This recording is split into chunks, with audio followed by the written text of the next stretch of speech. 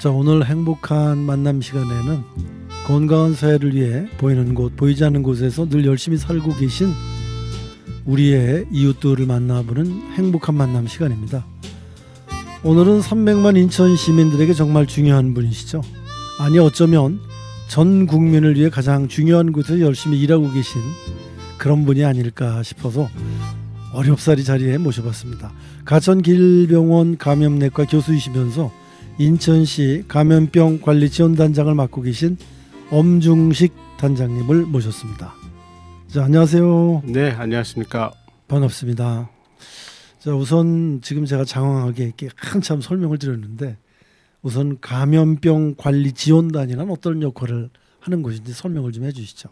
네, 좀 생소하게 들리실 수 있을 것 같습니다만 저희 감염병 관리 지원단은 2017년 7월에 만들어진 민간 전문가 조직입니다. 네네. 2015년도에 메르스라는 병이 우리나라에 유입이 돼서 유행을 했는데요. 네네. 이 당시 유행 과정을 보니까 지자체별로 감염병과 관련된 전문가 자문을 할 곳이 마땅치 않은 부분이 있었고 그런 단점을 보완하기 위해서 민간 전문가 조직으로 감염병 관리 지원단을 질병관리청과 그리고 지자체별로 이 공동으로 예산을 확보해서 지원하면서 운영을 하도록 했고요. 네. 이 감염병 관리 지원단은 인천시에서 발생하는 모든 감염병에 대한 자문 그리고 감염병 예방이나 또는 치료 그리고 역학조사와 같은 다양한 활동을 지원하는 유일한 전문가 조직이라고 보시면 되겠습니다. 네, 네. 그럼 대부분이 우리 그 박사님 같은 교수님 같은 이 의사 선생님이나 대학 교수님들 위주로 이렇게 편성이 돼 있으신가요? 일단은 그 지원단에서 지원단에서 근무하는 대부분의 직원분들은 네네. 이제 이과계 기반의 전문가로서의 그 자질을 갖고 계시고요. 네네. 거기에 이제 감염 관리를 전공으로 하는 간호사분도 계시고 네.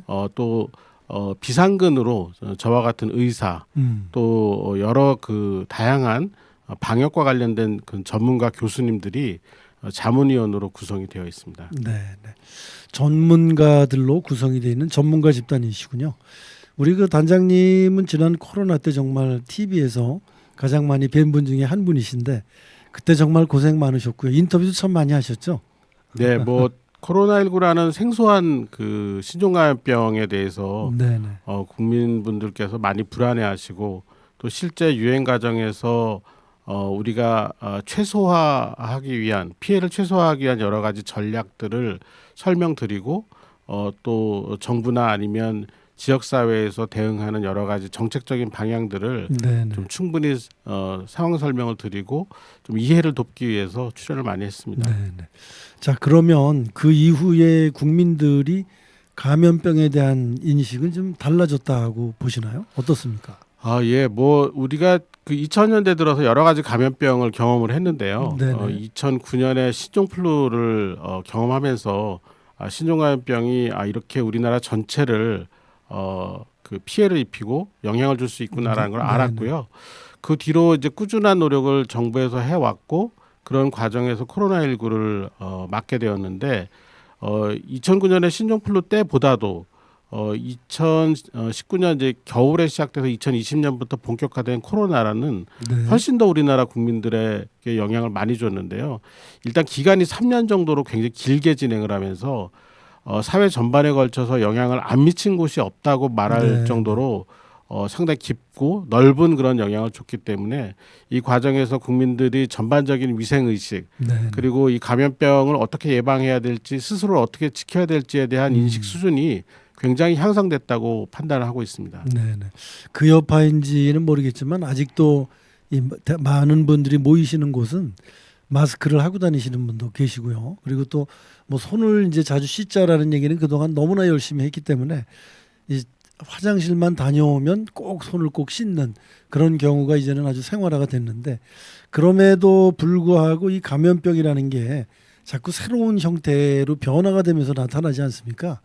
앞으로 예측은 어떻게 하고 계십니까? 실제로 2000년대 들어서면서부터 우리나라에 5년 내지 6년 간격으로 새로운 감염병이 유입이 되고 있습니다. 네네. 그러니까 우리가 코로나19가 본격적으로 우리나라에서 시작된 걸 2020년부터라고 보면은 이제 다음 새로운 감염병이 유입될 시기가 벌써 이제 닥쳐왔죠. 그러네요. 예, 그리고 실제로 이제 해외 여러 가지 감염병 정보를 보면은 특히 미국이나 유럽 그리고 동남아시아 이런 지역에서 조류 인플루엔자, 그러니까 새들이 걸리는 인플루엔자가 사람에게 감염병을 일으키고 네. 그런 분들 중에 실제 이제 사망 사례가 발생을 하고 있습니다. 그래서 세계보건기구나 미국의 CDC 같은 감염병을 전문적으로 다루는 그런 조직에서는 이 조류 인플루엔자가 다음 팬데믹을 일으킬 가능성이 매우 높다라고 보고 있고 네네. 이것은 오느냐 안 오느냐의 문제가 아니라 언제 오느냐의 문제라고 설명을 하고 있습니다. 우리나라 질병관리청도 이 다음 팬데믹에 가장 그 근접해 있는 감염병이 조류인플루엔자 인체 감염이라고 보고 있고 네네. 여기에 대해서 항바이러스제를 비축하고 있고 백신을 개발해서 비축하려고 준비를 하고 있습니다. 네. 우리나라는 더더군다나 그 철새들이 왔다 갔다 하는 도래지가 많이 있기 때문에 굉장히 어려움을 노출이 많이 돼 있다고 볼 수가 있겠죠. 네, 거기에 그렇습니다. 또 이 양계장도 많이 있고 하기 때문에 그런 모든 것들이 공포로 다가올 수 있다 이런 생각이 들기도 하는데 감염병이라고 하는 게 종류가 꽤 많죠. 예, 일단은 이제 어떤 게 감염병을 일으키느냐에 따라서 크게 세 가지로 나뉘어지겠는데요. 네네. 우리 코로나19처럼 바이러스라는 형태의 미생물이 감염병을 유발할 수 있고요. 그리고 이제 세균들이 네. 감염병을 유발할 수 있고, 그다음에 이제 기생충이라는 것들이 최근에는 우리나라는 좀 드물지만 네. 감염병을 일으키는 주요 미생물에 해당이 되겠습니다. 네. 그리고 이제 감염병이 어디에 발생하느냐에 따라서 또 감염병을 분류하기도 하는데요. 코로나19처럼 이제 호흡기, 그러니까 우리가 기관지 폐를 주로 침범하는 그런 감염병이 있을 수가 있고, 뭐 설사, 구토 같은 걸 동반하는 위장관 감염병, 네. 뭐 수인성 감염병이라고도 하죠. 물이나 음식물을 통해서 감염병을 일으키는 것들도 있을 수 있고, 좀 일상에서는 좀 드물지만 요로게 소변을 보는 길 쪽에 염증이 올 수도 있고 피부나 연조직 같은데 염증이 올 수도 있고 사실 우리 몸에 머리카락, 손톱, 발톱을 빼고는 거의 다 염증이 일어날 수 있다 이렇게 생각하실 수 있겠습니다. 네. 그렇게 말씀을 하시니까 굉장히 공포스럽거든요, 지금. 그런데 그런 감염병이나 이런 것들이 우리가 주의를 하면 퇴치는 분명히 가능한 거죠. 예, 사실 인류는 감염병하고 계속해서 싸워왔던 역사라고 보시면 되겠고요. 네. 우리가 경제적인 수준이 높아지면서 사회 간접 자본이 잘 이제 발달을 했죠. 네. 그래서 상하수도 시설부터 시작해서 우리 이 사람들을 감염병으로부터 보호할 수 있는 여러 가지 보건의료적인 체계 시스템들이 잘 자리를 잡고 있거든요. 이런 것들이 일단 기본적인 형태의 감염병을 예방할 수 있는 그런 시스템이 우리 사회에서는 구축이 되어 있고요. 여기에 이제 그동안 접근성이 좋았던 의료 체계 같은 것들이 네. 감염병이 발생했을 때 빨리 진단받고 빨리 치료받을 수 있는 그런 바탕이 되어줬기 때문에 현재는 이제 새로운 감염병에 대한 방어 전략 이걸 어떻게 잘 짜서 조금 더 우리 사회가 안전하게 감염병으로부터 안전하게 유지될 것인가를 고민하는 그런 시기라고 보겠습니다. 네. 네. 자, 우리가 흔히 알고 있는 뭐 노로바이러스, 인플루엔자 이런 것도 사실 우리가 흔히 들어서 알고 있는 것들인데 조금씩 차이는 있겠죠. 예, 인플루엔자는 뭐 아까 조금 전에 말씀드린 그런 조류 인플루엔자에서 네, 말씀드린 네, 네. 것처럼 이게 원래는 새들의 병이었는데 몇 가지 종류는 이미 수천 년 전에 사람한테 넘어온 형태인 거죠. 그래서 사람 그렇군요. 인플루엔자의 경우에는 매년 가을, 겨울부터 시작해서 이른 봄까지 유행을 많이 진행하고 있는데요. 우리나라 같은 경우는 12월 달, 1월 달에 큰 유행을 한번 경험을 하고 2월 말부터 3월 초중순 그리고 길면 4월 말까지 작은 유행을 반복하는 형태로 진행이 되는데 주로 고열, 두통, 근육통 그리고 기침, 가래, 콧물, 인후통 이런 전형적인 흔히 독감이라고 하는 그런 네, 형태로 발병을 하고요. 역시 바이러스로 인한 그런 병이기 때문에 백신하고 항바이러스제로 예방과 치료가 가능한 그런 형태의 병이고 노로바이러스는 이건 위장관을 공격합니다. 그러니까 네, 네. 어패류 같은 데가 오염이 되면 이걸 먹는 과정에서 노로바이러스가 몸에 들어가서 이것도 마찬가지로 고열이 나고 또 심한 구토, 설사들이 동반되면서 탈수까지 이어질 수 있는 상당히 심각한 그런 증상까지 일어날 수 있는데 문제는 노로바이러스는 백신도 없고 치료제도 없습니다. 예방이 굉장히 중요한 병입니다. 네. 그 날 것을 함부로 먹어서는 안 되겠고. 특히 이제 어패류를 우리가 생식을 많이 하는 겨울철, 네네. 회를 먹죠. 굴 종류 특히 많이 아, 굴이나 조개류 이런 데가 오염이 되면서 많이 발병하는 것으로 알려져 있습니다. 네. 주의를 해야 될 것 같습니다. 저는 요즘 감기인 줄 알았더니 아까 그 교수님 말씀을 들어보니까 인플루엔자에 감염된 게 아닌가 이런 생각이 들 정도로 지금 목도 가라앉아 있고요. 또 열도 많이 나고 근육통 때문에 굉장히 고생을 했는데 기침도 많이 나고 감기는 아닌 것 같은데 감염제 예방 주사는 이미 틀렸으니까 병원에 가면 쉽게 치료는 됩니까? 네, 일단은 이제 이게 증상만 가지고는 감기냐 아니면 독감이냐 인플루엔자냐를 가리기가 좀 쉽지는 않은데요. 네네. 보통 일반적으로 그냥 우리가 감기 옛날 말로 곧불이라고 하는 것은 3일을 넘어가지 않습니다. 보통은 48시간에서 72시간이 지나면서 증상이 자연스럽게 좋아지는 게 대부분이고요. 그런데 인플루엔자는 좀 다르죠. 그 감기보다는 훨씬 더 열이 높게 네. 39도, 40도까지 오를 수가 있고 두통이나 근육통이 통상적으로 느끼는 것보다 훨씬 더 강하게 나타나서 뭐 머리가 깨질 것 같이 아프고 온몸이 조각조각 나는 것 같다라고 말할 정도로 심한 근육통이 동반되는 경우가 많은데요. 이제 이런 경우는 의료기관, 그러니까 뭐 의원이나 이런 데를 찾아가시면은 간단한 그런 신속항원 검사, 코로나19 검사한 거하고 비슷한 그런 형태의 검사를 통해서 바로 현장에서 진단이 되고 필요하면 이제 항바이러스제를 처방받을 수 있기 때문에 빠르게 진단받으시는 게 도움이 될 것 같습니다. 네, 고맙습니다.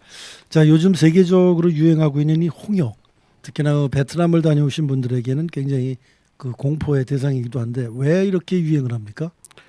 홍역은 그 백신 접종이 그 예방을 하는 가장 중요한 병 중에 하나인데요. 홍역은 공기 전파가 되는 질병입니다. 이게 무슨 얘기냐면은 홍역에 걸린 사람이 기침 같은 걸 하면은 코로나나 인플루엔자처럼 뭐 1, 2m에 있는 사람들이 감염되는 게 아니라 같은 공간에 있으면은 한 10m, 15m까지 있는 사람들도 다 감염이 될 수 있을 정도로 네네. 전파력이 굉장히 강한 병입니다. 이 병에 대해서는 어떤 그 지역 사회라고 해야 되죠. 어느 그 인구 집단이 있다면은 적어도 95% 정도가 백신 접종을 해서 항체가 만들어져야지만 이 큰 유행을 예방할 수 있는데 지금 말씀하신 베트남 지역 같은 곳이 코로나19 기간 중에 예방 접종이 좀 느슨해졌습니다. 그래서 이제 신생아들이 12개월이 지나면 이런 홍역 백신을 적극적으로 맞기 시작해야 되는데 그런 접종이 좀 그 충분히 이루어지지 않은 그런 지역들이 많아졌고요. 특히 그 중에서 이제 지금 말씀드린 베트남 지역 또 일부 동유럽 지역 이런 곳이 홍역의 그 접종률이 떨어지면서 네. 유행이 조금씩 생기고 있는 그런 양상인데요. 여기를 이제 우리나라 그 국민들 특히 이제 여행객이나 아니면 어떤 이유로든지 그 유행 지역을 방문한 분들 중에 홍역 항체가 충분히 형성되지 않은 분들이 방문하고 감염이 돼서 돌아오는 경우가 최근에 몇 건씩 보고가 되고 있습니다. 누구나 다 어린 시절에 그 홍역 예방 주사는 다 맞고 있는데 한 번 맞은 분은 그 이후에 뭐 감염이 되거나 또 맞을 필요는 없는 겁니까? 홍역은 어떻습니까? 이게 그 홍역 백신이 우리나라에 최초로 도입이 돼서 본격적으로 접종이 시작한 게 1968년입니다. 네. 그러니까 1967년도생까지는 그 이전에 태어난 분들까지는 거의 예외 없이 홍역에 걸렸다고 보시면 됩니다. 네. 그렇기 때문에 1967년도 이전에 태어난 분들은 자연 감염으로 인한 항체를 거의 영구적으로 갖고 있거든요. 네. 그러니까 이분들은 사실 별로 걱정이 안 되는 상황인데요. 문제는 1968년도 이후에 태어난 분들 중에 홍역 백신을 과거에 접종하지 않았거나 아니면 접종을 충분히 하지 못해서 항체 형성이 안 된 분들 그리고 1995년생부터 2001년생까지는 홍역 백신을 2번 맞지 않고 1번 맞는 시기가 있었는데요. 요 해당되는 연령대가 항체 형성이 좀 떨어지는 걸로 되어 있어서 네네. 이 연령대가 이 홍역에 노출이 되면 감염이 가능하고 실제 그 홍역 이 증상들이 나타날 수 있는 것으로 알려져 있어서 그 결국은 이 홍역은 항체가 없는 사람들이 걸리는 병이니까 이제 고연령대에 실제 홍역을 앓은 병력이 정확하지 않거나 백신 접종이 정확하지 않은 경우에는 지금이라도 홍역 백신을 접종해두는 것이 안전하고요. 특히 그 유행 지역 베트남 같은 곳을 방문할 때는 이런 분들은 홍역 백신을 미리 맞고 가시는 게 안전할 수가 있습니다. 네, 네, 알겠습니다.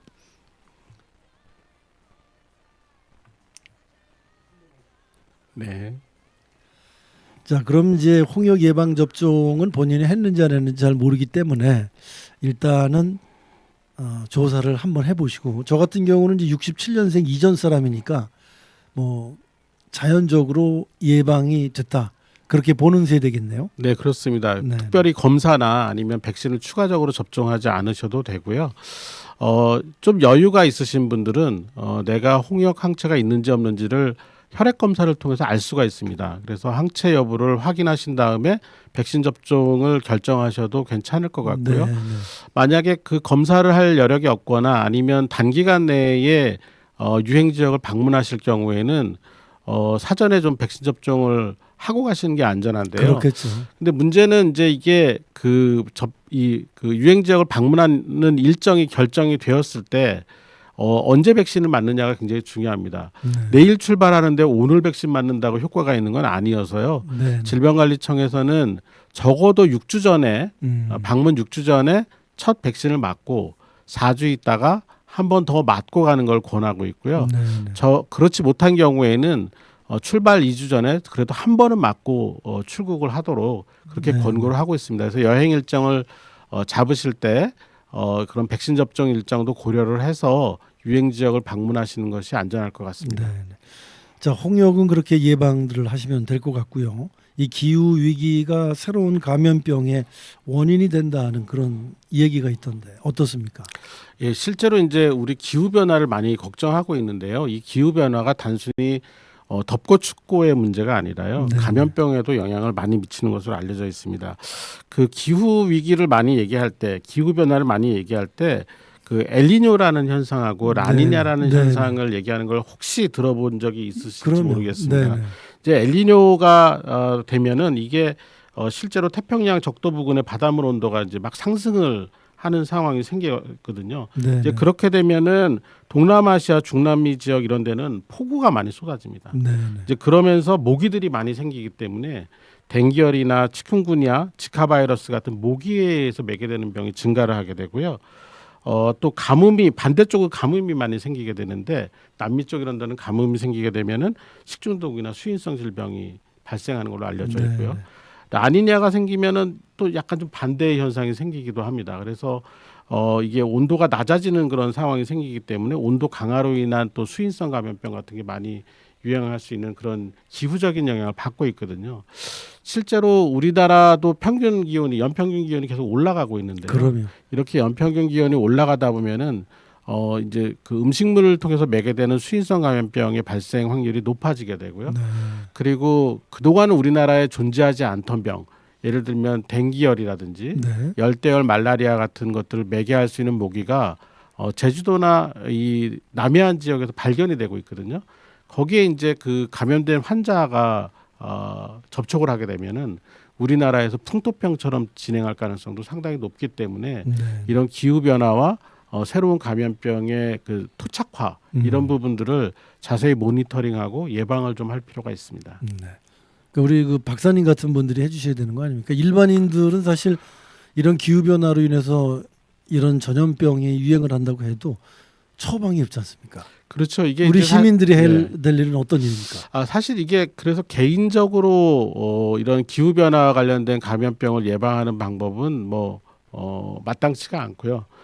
또 사실은 현실적이지도 않습니다. 결국은 이런 부분에 대해서는 중앙 정부나 지자체가 충분한 예산 투여를 해서 이런 감염병이 토착화되는지를 잘 모니터링하고 빠르게 그 이 연결고리, 전파고리를 네. 끊어내는 그런 역할을 해야 되는데요.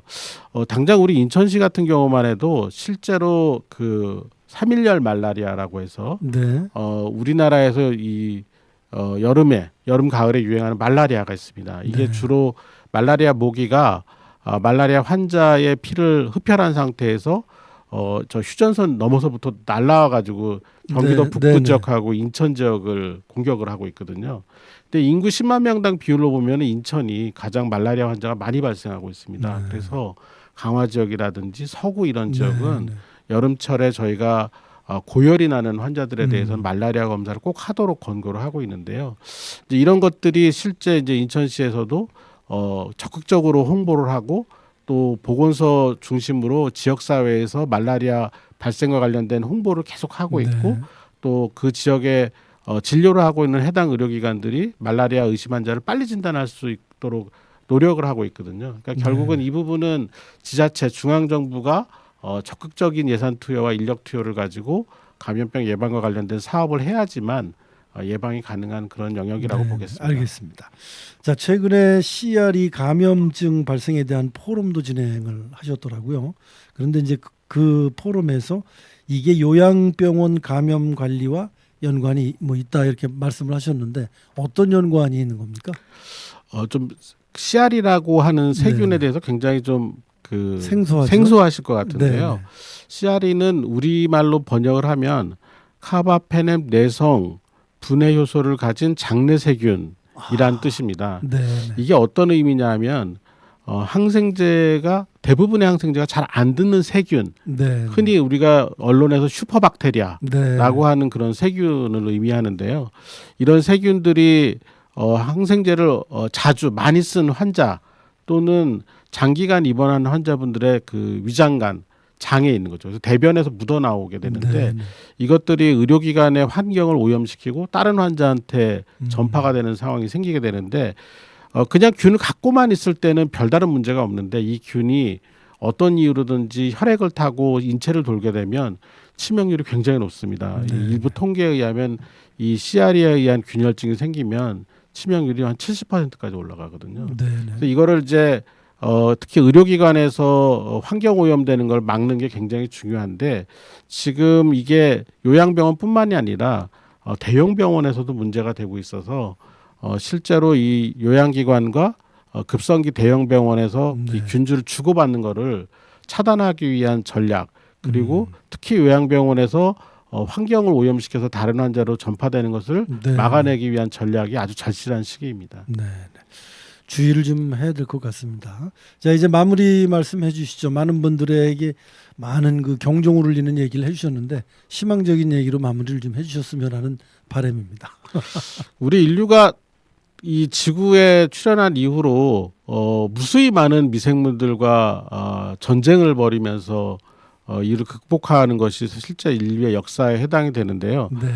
뭐 굉장히 많은 피해를 입기도 하지만 우리 인류가 이렇게 70억 명이 넘는 개체수로 늘어났다는 것은 그동안의 미생물과의 그 싸움, 감염병과의 싸움에서 그 최종적으로는 지지 않았다라는 걸 의미하거든요. 그러니까 우리가 지금 갖고 있는 여러 가지 그 어려움들 또는 극복해야 되는 보완점들이 있지만 시민 여러분들께서 기본적인 위생 수칙, 손위생이라든지 기침 예절 이런 것들을 잘 지켜주신다면은 어떤 그 새로운 감염병이 오더라도 쉽게 극복하지 않을까 이렇게 생각을 하고 있습니다. 네. 자, 우리 모두 개인 위생에 신경을 좀 많이 써야 될 것 같습니다. 인천시 감염병 관리 지원단장을 맡고 계신 가전길병원 감염내과 엄중식 교수님과 함께 좋은 얘기, 유익한 얘기 함께 들었습니다. 오늘 바쁘신 시간 함께 해주셔서 대단히 고맙습니다. 감사합니다. 고맙습니다.